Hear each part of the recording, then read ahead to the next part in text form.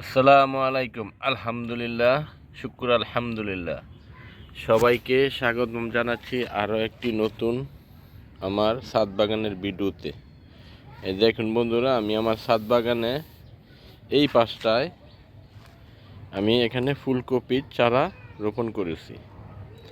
যাই হোক, তো আলহামদুলিল্লাহ আমার ফুলকপির চারায় ফুল আসতে শুরু করেছে। এই দেখুন, আপনাদেরকে দেখাচ্ছি। দেখুন, ফুলের সাইজ অনেক বড়, কিন্তু ফুলটা ফেটে গেছে। বুঝতেছি না কেন এটা এরকমের হলো।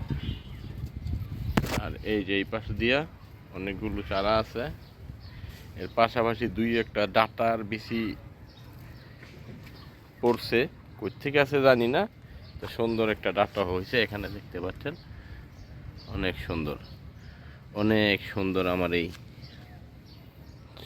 চারাগুলো, কপির চারাগুলো দেখতে পাচ্ছেন।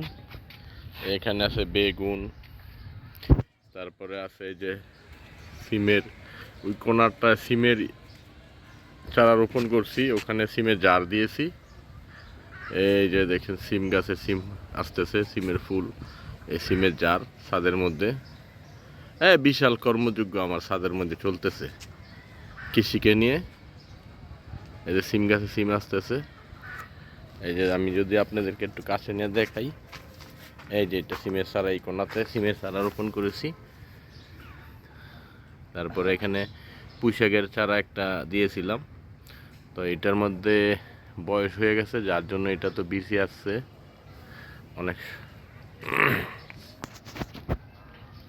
এই যে আমার সিম গাছে সিমের আসতেছে।